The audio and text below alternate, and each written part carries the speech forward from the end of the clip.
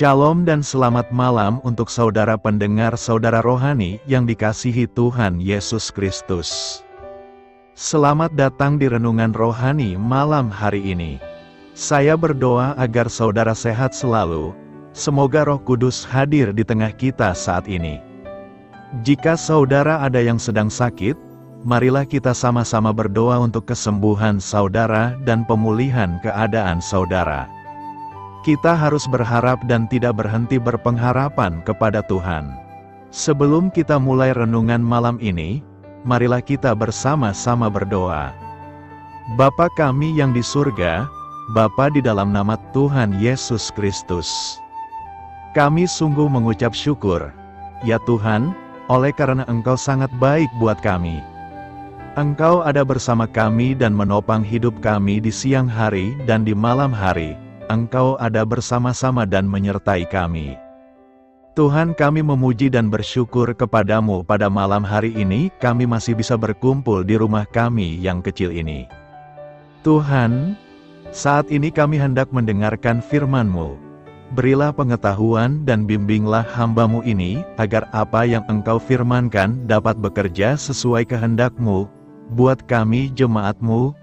Bukalah hati dan pikiran kami untuk mendengar dan menerima firman-Mu.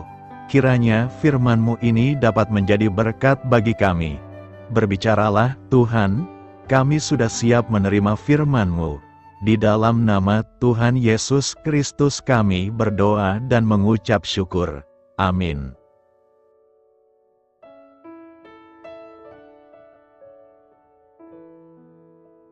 Sahabat saudara rohani, pembacaan ayat emas Alkitab renungan kita malam hari ini. Nats pilihan kita adalah, rupa-rupa kecemaran atau keserakahan disebut saja pun jangan di antara kamu. Demikian juga perkataan yang kotor, yang kosong atau yang sembrono. Tertulis dalam kitab Efesus 5 ayat 3 dan 4, kata kunci renungan pada malam ini adalah humor yang sehat. Dan bacaan kita pada malam ini terambil dari kitab Efesus 5 ayat 1 sampai dengan ayat 3. Sebab itu jadilah penurut-penurut Allah, seperti anak-anak yang kekasih dan hiduplah di dalam kasih, sebagaimana Kristus Yesus juga telah mengasihi kamu dan telah menyerahkan dirinya untuk kita sebagai persembahan dan korban yang harum bagi Allah. Tetapi percabulan dan rupa-rupa kecemaran atau keserakahan disebut saja pun jangan di antara kamu, sebagaimana sepatutnya bagi orang-orang kudus. Terambil dari kitab Efesus 5 ayat 1 sampai dengan ayat 3. Topik dari ayat emas renungan kita adalah, dengan tertawa berarti Anda benar-benar menjadi manusia. Mari kita mulai renungan malam kita. Sebelum kita mulai, maka saya akan bacakan ayat renungan kita seluruhnya. Efesus 5 ayat 1 sampai 10 berkata, sebab itu jadilah penurut-penurut Allah, seperti anak-anak yang kekasih dan hiduplah di dalam kasih, sebagaimana Kristus Yesus juga telah mengasihi kamu dan telah menyerahkan dirinya untuk kita sebagai persembahan dan korban yang harum bagi Allah. Tetapi percabulan dan rupa-rupa kecemaran atau keserakahan disebut saja pun jangan di antara kamu, sebagaimana sepatutnya bagi orang-orang kudus. Demikian juga perkataan yang kotor, yang kosong atau yang sembrono, karena hal-hal ini tidak pantas, tetapi sebaliknya ucapkanlah syukur.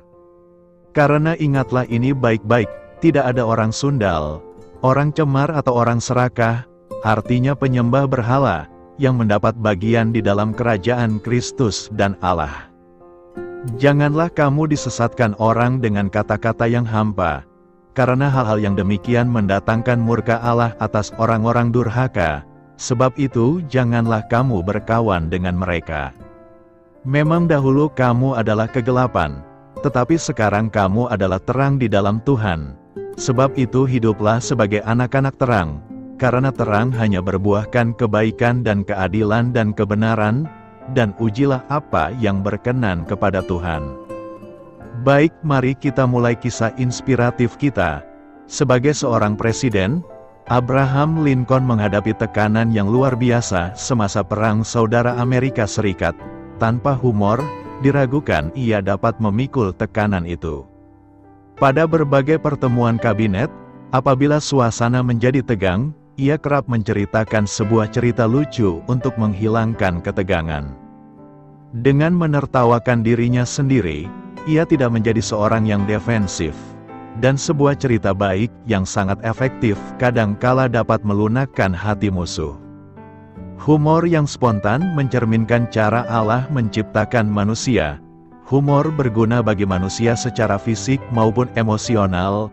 Tawa dapat mencegah suasana yang tegang agar tidak berakhir dengan kata-kata pahit atau sakit hati. Walaupun Yesus adalah seorang yang penuh kesengsaraan dan yang biasa menderita kesakitan, saya yakin dia sering tertawa. Kadangkala Yesus menggunakan humor untuk menjelaskan sesuatu. Bayangkan seekor unta mencoba untuk masuk melalui lubang jarum. Namun, humor juga memiliki sisi yang buruk. Paulus menyebutnya sembrono dan hal itu jangan sampai mendapat tempat di dalam hidup seorang percaya. Hal itu mempermalukan, merendahkan, dan mencemari mereka yang melontarkannya dan mereka yang mendengarnya.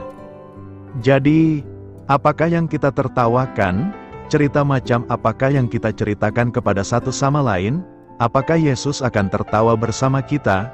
Saya yakin dia akan tertawa, jika humor itu sehat. Beritakanlah Injil kepada segala makhluk, hormatilah semua orang. Selamat beristirahat malam dalam kasih setia Tuhan. Doa saya menyertai saudara sekalian. Mari bertumbuh dalam iman bersama saudara rohani. Saya memberkati Anda, agar sewaktu Anda mencarinya dari Dia, Bapa Surgawi Anda akan memberikan bagi Anda roti harian Anda, dalam nama Yesus Kristus, Tuhan yang berkuasa atas alam semesta dan menuntun kita kepada iman yang menyelamatkan. Tuhan Yesus menyertai senantiasa.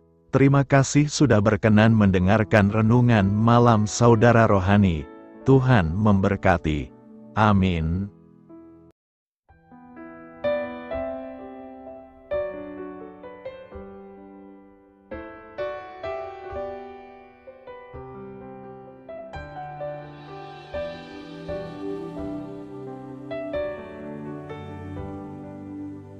Marilah kita renungkan, sahabat saudara rohani, demikianlah renungan firman Tuhan malam hari ini. Semoga menjadi berkat di dalam hidup kita dan menjadikan kita pribadi yang lebih baik. Sebelum kita beristirahat pada malam hari ini, marilah kita berdoa. Bapa kami yang di surga, Bapa di dalam nama Tuhan Yesus Kristus, kami sungguh mengucap syukur, ya Tuhan, oleh karena Engkau sangat baik buat kami. Engkau ada bersama kami dan menopang hidup kami di siang hari dan di malam hari. Engkau ada bersama-sama dan menyertai kami, ya Tuhan Yesus. Kami mengucap syukur untuk firman-Mu, ya Tuhan, yang memberikan kami kekuatan dan menyadarkan kami bahwa kami tidak perlu takut dengan gelap dan malam. Sebab Tuhan, Engkau ada bersama kami. Engkau melindungi kami dan menjadi perisai bagi kami hamba-Mu berdoa saat ini.